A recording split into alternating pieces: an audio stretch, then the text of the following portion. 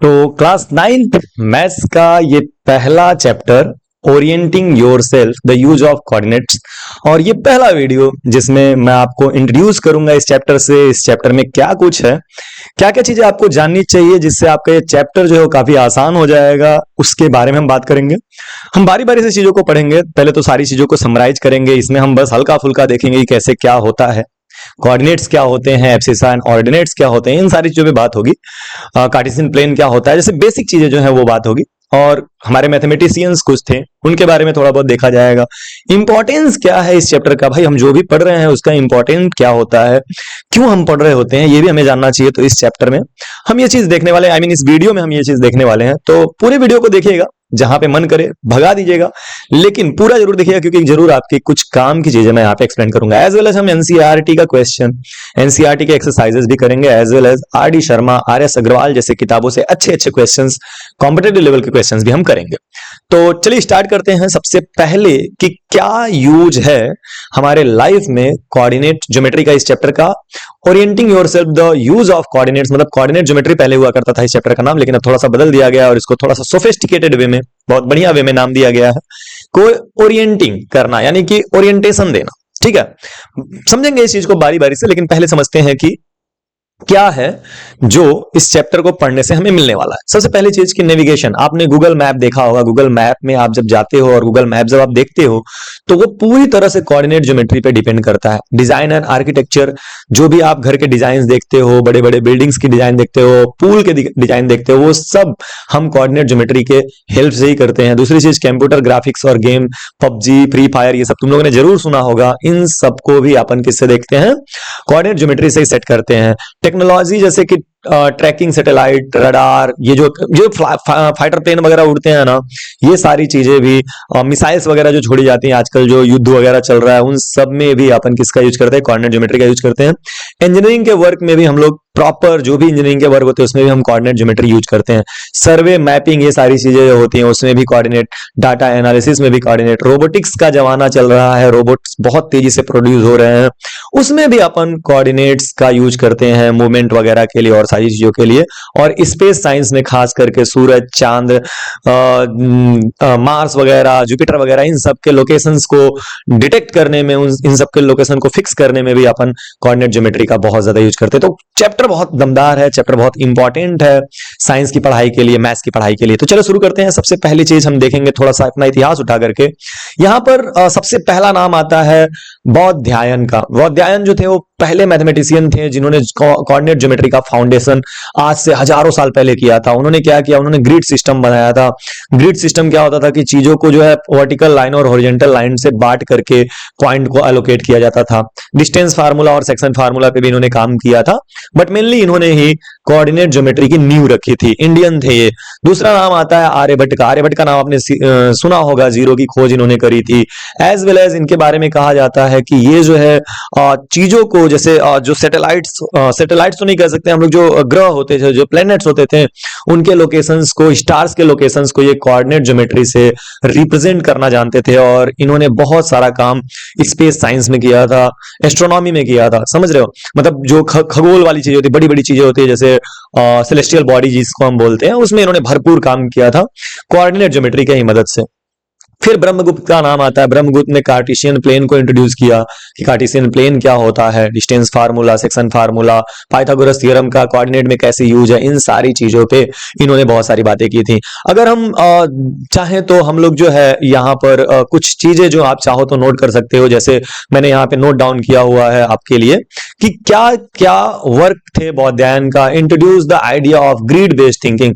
Grid based मतलब वही vertical line बना दो और फिर हॉरिजॉन्टल लाइन बना दो, तो जो ग्रिड बनता है इसको हम बोलते हैं ग्रिड बेस्ड थिंकिंग। तो इन्होंने इसको इंट्रोड्यूस किया था। इन्होंने नॉर्थ, साउथ और ईस्ट वेस्ट डायरेक्शन का यूज किया था लोकेशन को बताने के लिए, पोजीशंस को बताने के लिए। Develop method for measuring distances and constructing figure. इन्होंने मेथड्स डेवलप किए थे कि कैसे हम दो पॉइंट्स के बीच का डिस्टेंस निकाल सकते हैं, जो हम आगे पढ़ने वाले हैं। Use rope and pegs to create geometrical shapes. इन्होंने जैसे ना पेग लगा दिया, पेग मतलब खूंटा जिसको हम बोलते हैं, खूंटी लगा दिया, ऐसे खूंटी लगा करके रस्सी से बांध बांध करके उन्होंने चीजों को नापा था, तोला था, ज्योमेट्रिकल फिगर बनाए थे। Laid the early foundation of coordinate geometry, जो शुरुआत की कोऑर्डिनेट ज्योमेट्री की जो स्टार्टिंग थी वो इन्होंने ही किया था।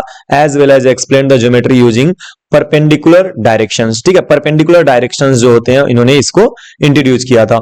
उसके बाद से फिर हम आते हैं नेक्स्ट, हमारे जो मैथमेटिशियन रहे हैं आर्यभट्ट। आर्यभट्ट के कुछ काम यहाँ पे हैं, आप देख सकते हो। Use to reference direction to locate object in space, space में इन्होंने दो डायरेक्शन यूज करके चीजों को लोकेट करना शुरू किया। Work with idea similar to latitude and longitude, जो आज के हम ज्योग्राफी में पढ़ते हुए हैं, अर्थ को पूरा का पूरा किसमें बांट दिया गया है, लॉन्गिट्यूड और लैटिट्यूड में बांट दिया गया है, तो उसको इन्होंने इंट्रोड्यूस किया था। Replace Greek chords with sine functions, इन्होंने ग्रीक कॉर्ड्स होता है, मुझे भी इसके बारे में बहुत पता नहीं है, आप देख लेना इसको, है ना, हम लोग बाद में इसको पढ़ेंगे। तो साइन फंक्शन के साथ उसको रिप्लेस कर दिया था, व्हाटएवर जो भी चीज रहा होगा, दिमाग नहीं लगाना, जहां नहीं समझ में आएगा छोड़ देना। Applied mathematics to locate star and planets, ये बड़ी चीज है कि इन्होंने मैथमेटिक्स को अप्लाई किया था स्टार्स को और प्लैनेट्स को लोकेट करने के लिए, जो कि मैंने बताया भी आपको। Connected geometry, trigonometry and position systems, position system मतलब यही कोऑर्डिनेट ज्योमेट्री को इन्होंने ज्योमेट्री और ट्रिग्नोमेट्री से जोड़ दिया था। तो यही कुछ इनके काम थे आर्यभट्ट के, जो इनकी किताबों में मिलता है। नेक्स्ट हम आते हैं ब्रह्मगुप्त पे। ब्रह्मगुप्त जो थे उन्होंने फॉर्मलाइज किया था, जीरो को यूज किया था और introduce rules for negative numbers, इन्होंने नेगेटिव नंबर्स के लिए रूल बनाए थे। ये आसान नहीं, आज के समय में हमें नेगेटिव नंबर सब कुछ आसान लगता है, बट पहले आसान नहीं था। Help develop the 4 quadrant coordinate plane, ये हम लोग पढ़ेंगे। 4 क्वाड्रेंट जो होते हैं, 4 क्वाड्रेंट, इसको हम लोग आगे चल के देखने वाले, तो इन्होंने इसको इंट्रोड्यूस किया था ब्रह्मगुप्त ने। Used perpendicular axes to describe position, इन्होंने परपेंडिकुलर एक्सेस जो हम आगे चल के देखने वाले हैं, सब सारी चीजों को बताया था। Strength the algebra foundation of coordinate geometry, और इन्होंने कोऑर्डिनेट ज्योमेट्री को अलजेब्रा के फॉर्म में लाया था। तो कुल मिला के इनके बारे में थोड़ा सा आपने इंट्रोडक्शन देख लिया, इनके बारे में थोड़ा सा जान लिया, जानना चाहिए आपको। तो फिलहाल हम लोग, आप नोट कर लेना, मैंने वहां पे स्लाइड्स हैं, आप नोट कर सकते हो, स्क्रीनशॉट ले सकते हो। जरूरी नहीं है वो जानना, जरूरी अब है क्योंकि अब आपके सिलेबस की चीजें हैं। तो सबसे पहली चीज, यहाँ पे आप एक पिक्चर देख रहे हो, यहाँ पे एक स्कूल है, ये स्कूल मान लो, घर मान लो, यहाँ पे एक पेड़ है और यहाँ पर एक झूला वगैरह है, स्लाइड है, इसमें शायद बच्चे फिसलते हैं, यहाँ पे बैठते हैं, और ये डस्टबिन है और ये एक लैंप लगा हुआ है, ठीक है। तो कोऑर्डिनेट ज्योमेट्री समझने से आपको समझना चाहिए कि एक रेफरेंस का क्या मतलब होता है। जैसे मान लो कि मैं इस स्कूल को, क्योंकि ये स्कूल फेमस होगा या एक घर फेमस होगा, तो इस स्कूल को मैं रेफरेंस के तौर पे ले लूं, तो इस स्कूल के सामने एक लैंप है, मैं ऐसे बोल सकता हूं। स्कूल के जस्ट अपोजिट सामने जो है एक पेड़ है, पेड़ के जस्ट बगल में जो है एक क्या बोलते हैं, स्लाइड है, या जो भी आप झूला है, ऐसा आप बोल सकते हो। और इसको पेड़ के जो थोड़े से सामने होता है वो एक ग्रीन कलर का डस्टबिन है। तो इस तरह से हम चीजों को रेफरेंस देते हैं कि भैया स्कूल के अगल बगल क्या चीजें हैं, इस बच्चे के अगल बगल क्या चीजें। अगर हम किसी चीज को, जैसे लैंप को ही रेफरेंस मांग ले, तो रेफरेंस इस लैंप का लेते हैं, तो लैंप के जस्ट राइट में क्या है, बच्चा है, 2 मीटर के डिस्टेंस पे, 3 मीटर के डिस्टेंस पे, एंड सो ऑन। तो कहने का मतलब ये है कि कभी कभी हम लाइफ में चीजों को रेफरेंस देकर के काफी अच्छे से समझ पाते हैं, समझ रहे हो आप। तो इस स्कूल को रेफरेंस देकर के हम चीजों को समझ सकते हैं। सो इसी आइडिया से कोऑर्डिनेट सिस्टम, यानी कि कोऑर्डिनेट कार्टेशियन प्लेन का जन्म हुआ। क्या होता है कार्टेशियन प्लेन, जरा समझो। देखो, जैसे कार्टेशियन प्लेन क्या है, इसको समझने के लिए आप क्या करते हो, आप एक वर्टिकल लाइन लेते हो। सबसे पहले आप एक वर्टिकल लाइन लेते हो और फिर उसके बाद से एक हॉरिजॉन्टल लाइन लेते हो, और दोनों एक दूसरे को परपेंडिकुलरली कट करने चाहिए, इस तरह से, ठीक है। अब क्या हुआ कि हमने जो ये जो लाइन, ये जो पॉइंट था ना, जहां पे ये दोनों लाइन एक दूसरे को कट कर रहे हैं, इस पॉइंट को हमने ओ बोला, ओरिजिन, और इसको हमने 0,0 बोल दिया, ठीक है, कि भैया यहाँ 0 0 है सब कुछ। यहाँ पे 2 लाइन है तो 2 एक्सेस की जरूरत पड़ेगी, 2 डायमेंशन हो गया, एक डायमेंशन ये वाला हो गया लेफ्ट टू राइट, और एक अप टू डाउन, समझ रहे हो ना। तो अगर ऐसा हो गया तो इन दैट केस हमें 2 पॉइंट्स की जरूरत पड़ेगी। इसको हम आगे और क्लियरली समझेंगे, फिलहाल इतना तो क्लियर हो गया कि हाँ, ये एक एक्सिस है और ये दूसरा एक्सिस है। तो इस तरह से हमने इस प्लेन को जो है 4 टुकड़ों में बांट लिया, एक ये क्वाड्रेंट जिसको बोलते हैं, और ओरिजिन को हमने ओ बोल दिया, राइट। इस ऊपर वाली लाइन को, जैसे अप टू डाउन यानी वर्टिकल लाइन को हम वाई एक्सिस बोलते हैं, और इस वाले को क्या बोलते हैं, एक्स एक्सिस बोलते हैं। सिर्फ एक्स से लिखूंगा, ठीक है। और इसके जस्ट नीचे हम यहाँ पे वाई डैश लिख लेते हैं, और इस तरफ क्या लिख लेते हैं, एक्स डैश लिख लेते हैं। अब कांस्टेंट डिस्टेंस पे, एक फिक्स डिस्टेंस पे हम इसको 1 2 3 4 5 एंड सो ऑन करते हैं। मतलब ये 1 1 सेंटीमीटर भी हो सकता है। अगर आप स्केल से बना रहे हो तो 1 1 सेंटीमीटर के डिस्टेंस पे बनाओगे, बहुत शानदार बनता है। इधर आओगे तो आप 1 2 3 4 5 एंड सो ऑन, तो 1 2 3 4 5 एंड सो ऑन। इस तरफ अब देखो, ऊपर की तरफ जाओगे तो पॉजिटिव रहेगा, ऊपर की तरफ जाओगे तो पॉजिटिव रहेगा, और नीचे की तरफ जाओगे तो नेगेटिव, मतलब -1 -2, -3, -4, -5। लेफ्ट हैंड साइड में जाओगे तो क्या हो गया? -1, -2, -3, -4, -5 एंड सो ऑन। तो ये एक कार्टेशियन प्लेन बनता है बच्चा। देखो सिंपल सी बात है, कार्टेशियन प्लेन का मतलब क्या है कि एक वर्टिकल लाइन लेनी है, एक हॉरिजॉन्टल लाइन लेनी है। जहां पे दोनों कट रहे हैं उसको ओरिजिन लेना है ओ, और उसका कोऑर्डिनेट जो होता है, कोऑर्डिनेट को अभी हम और डिटेल में समझेंगे, इसको हम 0,0 बोलते हैं। बाकी आपको इतना याद रखना है कि ऊपर के डायरेक्शन में नहीं, जब आप ऊपर बढ़ोगे तो पॉजिटिव लोगे, नीचे जाओगे तो नेगेटिव, और राइट हैंड साइड में यानी कि सीधे हाथ की तरफ जब आप जाओगे, इस तरफ जाओगे, इस तरफ, तो ये हो जाता है आपका पॉजिटिव, और जब लेफ्ट साइड में जाओगे तो हो जाता है नेगेटिव। तो इस तरह से एक कार्टेशियन प्लेन बनता है। अब इस कार्टेशियन प्लेन में सबसे इंपॉर्टेंट जो होता है कि अगर कोई पॉइंट है तो उसका लोकेशन हम कैसे लिखेंगे, कैसे रिप्रेजेंट करेंगे, इन सारी चीजों पे बात करनी है। ठीक है, तो चलिए करते हैं। सबसे पहली चीज कि यहां पे आपको एक टॉपिक दिख रहा है, क्वेश्चन दिख रहा है कि how to write points on Cartesian plane. मान लो यहाँ पे बहुत सारे पॉइंट मैंने लिखे हुए हैं, ए, फिर बी, फिर सी, फिर डी, ई, इसके बाद एफ, जी, ऐसे एच करके टोटल इतने सारे 8 पॉइंट्स आपके सामने दिख रहे हैं।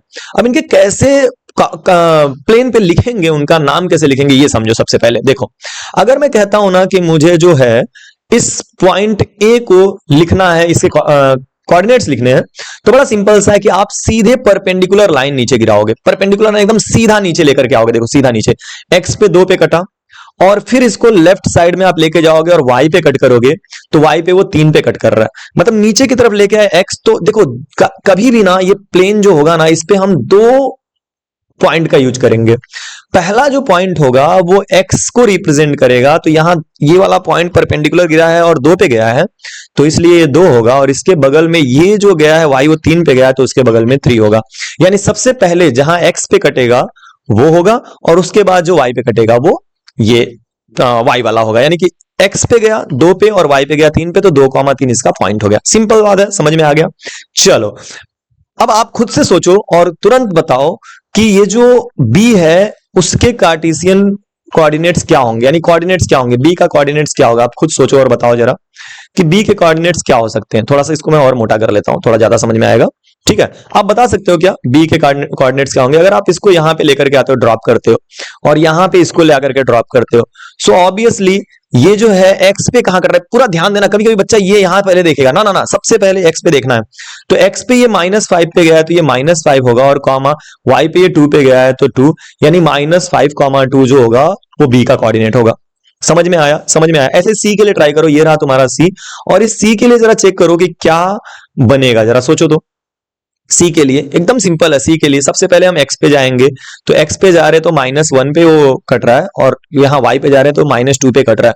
तो इसका मतलब क्या हो गया कि सी जो होगा ना वो -1, -2 होगा। क्लियर हो रहा है क्या? देखो ये जो सी है वो एक्स एक्सिस पे कहां पे जा रहा है, -1 पे जा रहा है, और सी जो है वो -2 पे जा रहा है वाई पे। एक्स पे -1, वाई पे -2, तो -1, -2। उसके बाद से अगर हम डी की बात करें, डी की, तो डी वाले को बच्चा अगर आप यहां से लेकर के जाते हो एक्स पे, तो ये देखो ये एक्स पे ना यहाँ 5.5 पे कट रहा है, आई थिंक।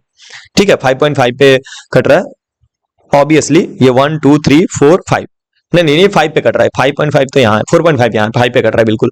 और यहाँ पे जब जाएंगे तो -3 पे कट रहा है, यानी -3 पे इंटरसेक्ट कर रहा है। सो एक्स पे जो है वो 5 है ना, ये 4 था और ये 5 है, बीच में 4.5 है ये वाला, उसको अभी हम ध्यान नहीं देंगे फिलहाल। तो ये 5 पे कट गया, और 5 कॉमा जो है y पे -3 है, तो ये हो जाएगा 5, -3। इस तरह से प्लॉटिंग होती है। सिमिलरली अब फटाफट से आप जल्दी जल्दी से देख लो और मुझे बताओ कि f का f, g, h और e, इनके कोऑर्डिनेट्स फटाफट लिख लो। आप कॉपी पेन लेके बैठा करो और फटाफट लिख लो। चलो जल्दी जल्दी जल्दी लिख लिया, फटाफट से लिख लो, पॉज करके लिख लो। ओके लिख लिया। चलो अब देखो जल्दी जल्दी से ई वाले को देखो। तो ई वाले को जब हम ऊपर लेके जा रहे हैं एक्स पे, तो वो 3 पे कट रहा है, और वाई पे ले जा रहे हैं तो -1 पे कट रहा है बेटा। तो यानी ई वाला जो कोऑर्डिनेट होगा, यहाँ 3 पे कटा है तो 3, और यहाँ पे वाई पे -1 पे गया है तो -1, यानी कि 3, -1 इज द करेक्ट आंसर। उसके बाद से ई के बाद से जब एफ पे आओगे ना, तो एफ पे आप देखो एक्स पे -4 पे जा रहा है और वाई पे -4 पे जा रहा है। तो सिंपल सी बात है कि एक्स पे भी -4, वाई पे भी -4, तो एफ जो होगा वो -4, -4 होगा। देख लो आंसर सही आया है कि नहीं आया है। अगर आता है आंसर ना तो जरूर लिखा करो, यस सर मेरा आंसर आया था। पॉइंट टाइम डाल के देखा करो, मैं देखता हूँ। ठीक है, देखता हूं तो मुझे भी अच्छा लगता है कि हाँ कुछ पढ़ा रहा हूं तो आपको समझ में भी आ रहा है। एच से नीचे लेकर के आओगे तो -2 पे यहाँ पे कट रहा है, और उसके बाद से फिर इधर आ रहे हो तो 4 पे कट रहा है, यानी कि एक्स एक्सिस पे नीचे की तरफ -2 और y एक्सिस पे ऊपर की तरफ 4। तो इसका जो कोऑर्डिनेट पॉइंट होगा यानी जो कोऑर्डिनेट्स होंगे इस पॉइंट के -2,4 होंगे। और उसके बाद से लास्ट कोई पॉइंट बच गया क्या? नहीं, हमने सारे पॉइंट्स ने जी बच गया, जी बच गया, जी बच गया। तो जी के लिए क्या करोगे, नीचे की तरफ लाओगे तो नीचे जो है 4 पे जा रहा है और इस तरफ जा रहा है 2 पे। तो हमारा जो जी होगा उसके लिए हमारा पॉइंट जो होगा वो क्या हो जाएगा, 4 कॉमा में, ये इधर गया है 2 पे तो 4 कॉमा में 2। और इस तरह से हम प्लॉटिंग कर सकते हैं पॉइंट्स के। आई hope the idea is clear. तो इसका मतलब क्या हो गया? इसका मतलब ये हो गया, जैसे इसी में से कोई एक पॉइंट हम लेते हैं, अगर मैं -2,4 ले लेता हूं जो कि h है, -2,4। तो बच्चा इस -2 का मतलब ये जो होता है ये एक्स एक्सिस पे होता है और इसीलिए हम लोग इसको एक्स कोऑर्डिनेट बोलते हैं। एक्स कोऑर्डिनेट एकदम समझते जाओ, एक्स कोऑर्डिनेट। और इसी एक्स कोऑर्डिनेट को ना अपन ये भी बोलते हैं, एब्सिसा बोलते हैं, ABSCISSA, एब्सिसा। और ये जो 4 होता है ना, 4, इसको हम लोग वाई कोऑर्डिनेट बोलते हैं, वाई कोऑर्डिनेट। ठीक है, नाम याद रखना, वाई कोऑर्डिनेट। और इसी को हम लोग एक और नाम देते हैं एब्सिसा, और इसको देते हैं ऑर्डिनेट, ऑर्डिनेट। ऑलराइट, तो ये इतनी बात तो आपको समझ में आ गई कि कोई पॉइंट अगर दिया हुआ है तो उसके कोऑर्डिनेट्स कैसे लिखते हैं। ठीक है, अगर पेपर में आता है तो आप कोऑर्डिनेट्स लिख सकते हो इजीली। चलो फिर आगे बढ़ते हैं और आगे जो है यहां पर हम प्लॉट भी करना सीखेंगे। क्या प्लॉट करना है अपने को? Plot the following point A 2,3, B -2,3, C -3,4 और D 1,4। बहुत इजी है प्लॉटिंग करना, बहुत आसान है। 4 पॉइंट में प्लॉट करूंगा, आप समझ जाओगे, फिर प्रैक्टिस कर लेना।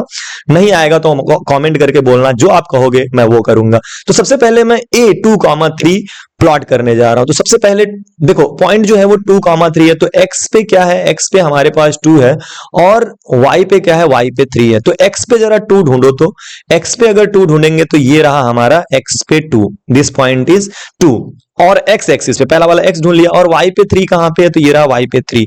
अब ना यहीं से हम y की तरफ चलेंगे और तब तक चलेंगे जब तक हम -3 के सामने ना आ जाए, 3 के सामने ना आ जाए तब तक हम चलेंगे। और उसके बाद से 3 को लेके आगे बढ़ेंगे और जब तक हम 2 के सामने ना आ जाए तब तक हम चलेंगे। और इस तरह से आप देख सकते हो कि यहाँ पे इंटरसेक्शन हो रहा है, यहाँ पे दोनों एक दूसरे को कट कर रहे हैं। तो ये वाला जो पॉइंट है ये A है और इसका नाम क्या हो जाएगा, 2,3। और पीछे हमने पढ़ा था ना कि अगर ये पॉइंट है तो x एक्सिस पे 2 पे कटना चाहिए और y एक्सिस पे 3 पे कटना चाहिए, सिंपल। ठीक है, तो अगर पीछे वाला समझ में आ गया तो ये वाला आराम से समझ में आएगा। सिमिलरली B -2,3 है ना, तो B -2,3 का क्या मतलब हुआ, x एक्सिस पे -2, जरा ढूंढो x एक्सिस पे -2, ये रहा x एक्सिस पे -2, और y एक्सिस पे 3, वही वाला पॉइंट, ये y एक्सिस पे 3, y एक्सिस मतलब अप टू डाउन वाला y एक्सिस है ना, तो इस पे 3। अब हम क्या करेंगे, फिर से इसको ऊपर लेकर के जाएंगे और इसको इस तरफ लेकर के आएंगे, जहां पे कट गया दिस पॉइंट इज B, और ये जो B है बच्चा ये हो जाएगा -2,3। Idea is clear. उसके बाद से C -3,4।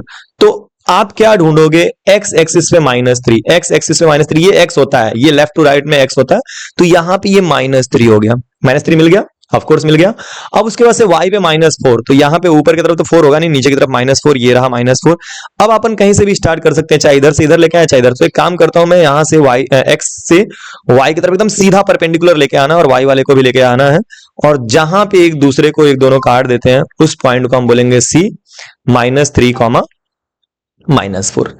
आइडिया क्लियर है।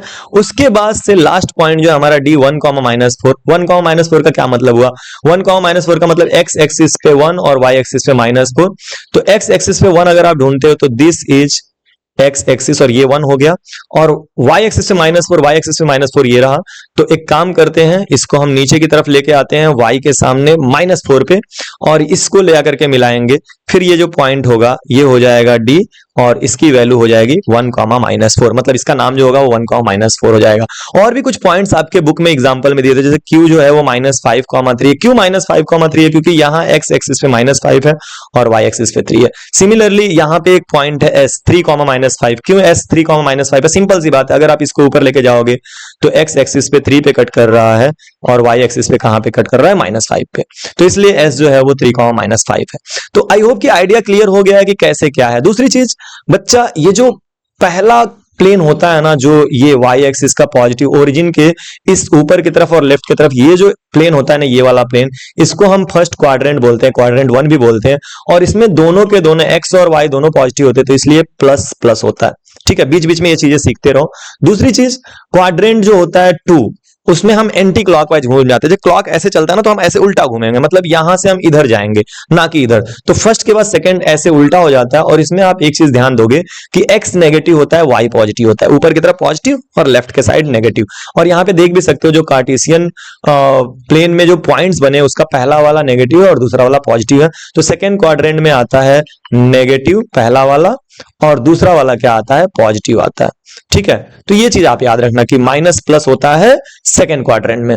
थर्ड वाले में चाहे एक्स हो चाहे वाई हो, ये थर्ड क्वाड्रेंट होता है। फिर हम ऐसे घूमते हैं, यहाँ पे थर्ड क्वाड्रेंट में आते हैं और थर्ड क्वाड्रेंट में ये दोनों के दोनों नेगेटिव हो जाते हैं, दोनों माइनस माइनस होते हैं। वजह क्या है, वजह ये है कि यहाँ पे एक्स नेगेटिव होता है और वाई भी नेगेटिव होता है। सो दैट इज वाई ये दोनों के दोनों नेगेटिव हो जाते हैं। इन द सेम वे जब आप फोर्थ क्वाड्रेंट में आते हो ना, तो फोर्थ क्वाड्रेंट में एक्स पॉजिटिव होता है। देखो ना, ये वाला जो साइड है ये पॉजिटिव है, ये वाला पॉजिटिव होता है और नीचे की तरफ नेगेटिव होता है। तो एक्स पॉजिटिव होता है और वाई नेगेटिव होता है, यानी पहला वाला प्लस होगा और दूसरा वाला माइनस होगा। तो इससे रिलेटेड क्वेश्चन आते हैं, आपको इमीडिएटली देख के बताना होता है कि बताइए कि कौन से क्वाड्रेंट में आएगा। चलिए प्रैक्टिस के लिए हम देख भी लेते हैं। जैसे मान लो मैंने एक पॉइंट लिखा -4,3, तो -4,3 जो होगा वो कौन से क्वाड्रेंट में आएगा, आपको सिंपली बता देना है सेकंड क्वाड्रेंट में आएगा। अरे यार ऑब्वियस सी बात है, आपको एक छोटा सा प्लेन याद रखना चाहिए। देखो इधर पॉजिटिव होता है ना, एक्स एक्सिस इधर पॉजिटिव होता है इस तरफ, और इस तरफ एक्स एक्सिस जो होता है वो नेगेटिव होता है। ऊपर की तरफ वाई पॉजिटिव होता है और नीचे की तरफ वाई नेगेटिव होता है ना। तो इस वाले में प्लस प्लस हो जाता है फर्स्ट वाले में, और सेकंड वाले में माइनस प्लस होता है। ठीक है, थर्ड वाले में माइनस माइनस हो जाता है और फोर्थ वाले में प्लस माइनस हो जाता है। अब आप सोचो -4,3, तो अगर साइन की बात की जाए तो -4 है और 3 है, तो -4 और 3 किस में जाएगा, सेकंड में जाएगा, है ना। ये फर्स्ट होगा, ये वाला फर्स्ट होगा और ये सेकंड प्लेन होगा जिसको हम सेकंड क्वाड्रेंट बोलते हैं, ये थर्ड क्वाड्रेंट होगा और ये फोर्थ होगा। एंटी क्लॉकवाइज अपन चलते हैं। तो इस तरह से अगर मैं आपको एक और पॉइंट दूं और फटाक से आपको जवाब देना हो, इमीडिएटली जवाब देना हो कि चलिए बताइए कि आपका ये जो पॉइंट है -3 कहां जाएगा, तो दोनों नेगेटिव है तो थर्ड क्वाड्रेंट में। क्लियर है। जैसे ही मैं बोलता हूं आपके दिमाग में आ जाना चाहिए। जैसे मैंने बोला 1,1 कहां जाएगा, ऑब्वियसली कहां जाएगा, फर्स्ट क्वाड्रेंट में, एंड सो ऑन। तो ये पॉइंट्स देख करके भी आपको आंसर देना आना चाहिए, right. So I hope the idea is clear now. Distance from X axis and Y axis, क्या मतलब है इसका। अब ये मैं आपको यही जो बुक में एग्जांपल दिया है एक्सरसाइज में, मैं उसी से समझाता हूं। जैसे मान लो कि पॉइंट क्यू है और ये क्यू जो है वो -5,3 है। -5,3 इस पॉइंट का नाम है, ये ग्राफ पे प्लॉटेड है। तो अगर मैं आपसे पूछता हूं कि what is the distance of point Q from X axis, तो ये एक्स एक्सिस है और उससे डिस्टेंस का मतलब परपेंडिकुलर लाइन, मतलब आपको ना इस लाइन का डिस्टेंस बताना है, इस लाइन का डिस्टेंस बताना है, समझ रहे हो। और ये लाइन जो होगा ना, ये एक क्वाड्रिलेटरल बनता है जो कि एक रेक्टेंगल होता है, तो उस रेक्टेंगल में अपोजिट साइड्स इक्वल होंगे। तो ये जो डिस्टेंस होगा, मैं चलो इसका नाम दे देता हूं, यहाँ क्यू है, मैं यहाँ पे पी कर लेता हूं। तो जो पी क्यू होगा ना वो इसके इक्वल होगा, और ये 3 यूनिट का है तो इसलिए ये भी क्या होगा, 3 यूनिट का होगा, यानी इसका डिस्टेंस 3 हो जाएगा। सिमिलरली सेम पॉइंट क्यू का वाई एक्सिस से जो डिस्टेंस होगा वो इसके बराबर होगा, इस वाले डिस्टेंस के बराबर होगा। आप समझ रहे हो, वाई से लेकर के यहां तक का डिस्टेंस जो होगा वो ये डिस्टेंस होगा, विच इज 5 यूनिट।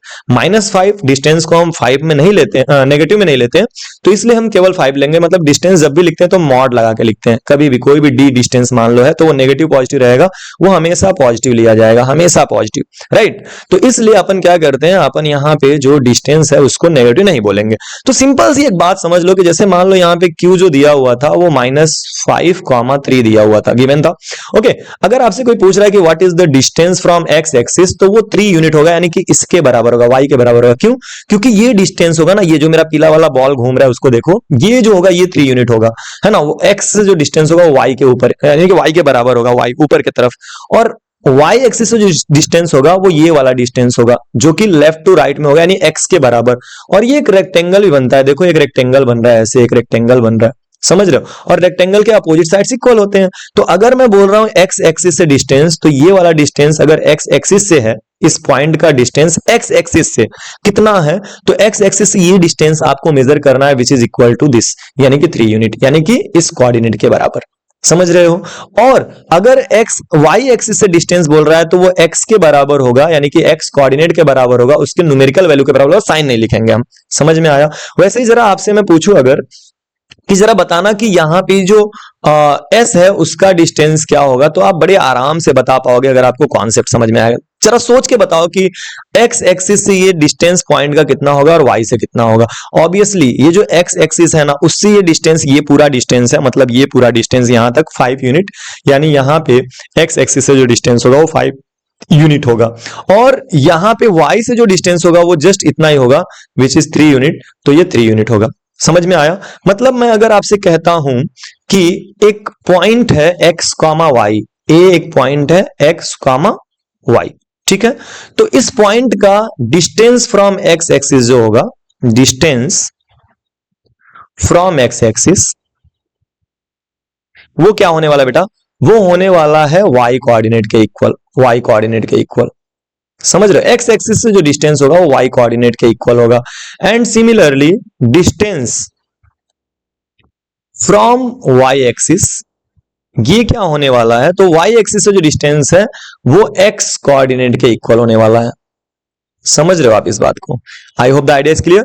तो ये याद रखना कि अगर एक पॉइंट है ए एक्स कॉमा वाई, तो डिस्टेंस फ्रॉम एक्स एक्सिस जो होगा वो उसके सेकंड यानी कि वाई कोऑर्डिनेट के इक्वल होगा, और डिस्टेंस फ्रॉम वाई एक्सिस जो होगा वो एक्स कोऑर्डिनेट के इक्वल होगा।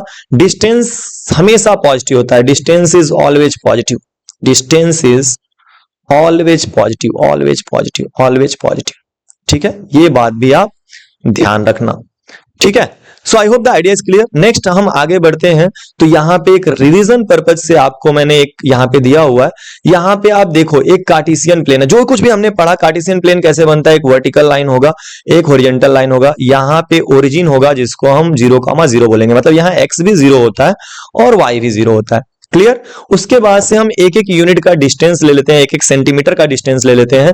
जब हम राइट हैंड साइड में जाएंगे तो हम पॉजिटिव लेंगे, ऊपर की तरफ भी हम क्या लेंगे, पॉजिटिव लेंगे। लेफ्ट हैंड साइड में हम हमेशा क्या लेते हैं, नेगेटिव लेते हैं, और नीचे की तरफ हम नेगेटिव लेते हैं।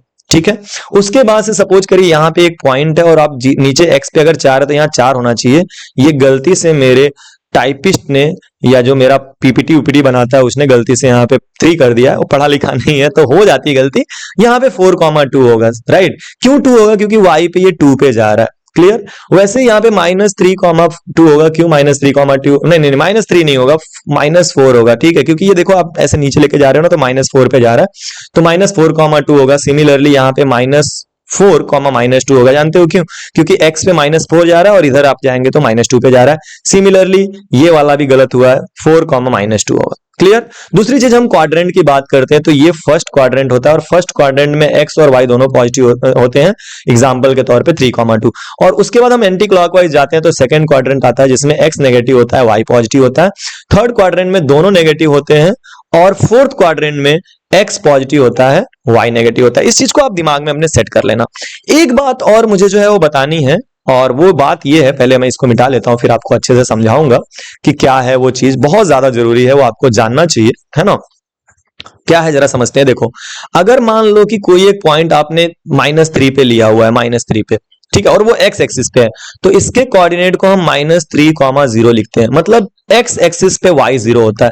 y मतलब क्या? जब आप ऊपर जाते हो या नीचे जाते हो तो y होता है। समझ रहे हो? आप जब ऊपर की तरफ मूव करते हो या नीचे की तरफ, कहीं पर भी, कहीं से भी आप ऊपर की तरफ जाओ, अगर ऊपर जाते हो तो ये y होता है, एक x होता है और एक क्या होता है, y होता है। जैसे मैंने 1 यूनिट ऊपर गया तो 1 यूनिट y, और 5 यूनिट ओरिजिन से मैं इधर आया हूं तो x पे 5, ऐसे होता है। लेकिन अगर आप ऊपर जाओ ही ना या नीचे जाओ ही ना तो y 0 होगा। यानी x एक्सिस के जो भी पॉइंट, जैसे यहाँ पे 3 है तो 3,0 हम इसको लिख सकते हैं, 5 है तो 5,0 लिख सकते हैं, यहाँ 1 है तो 1,0 लिख सकते हैं।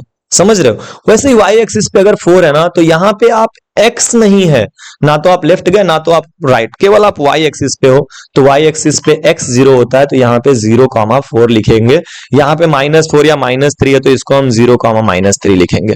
Idea is clear? तो अगर आपसे कोई पूछता है कि tell me a point on x axis which is negative, तो आप ऐसे बोल सकते हो कि भैया अगर नेगेटिव में है तो वो -3,0 होगा या -4,0 होगा, और वो x एक्सिस पे है, तो अगर पॉजिटिव पे है तो 3,0 होगा, 4,0 होगा, एंड सो ऑन। क्लियर?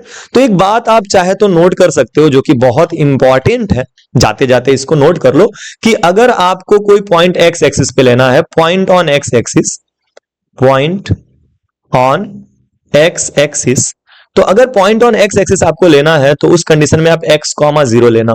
ठीक है? And point on y axis जो अगर लेना है, पॉइंट ऑन y एक्सिस अगर आपको लेना है, तो आप इसमें 0, y लेना। ठीक है, ये आइडिया आपको क्लियर हो गया। तो आज के इंट्रोडक्शन वीडियो में बस इतना ही।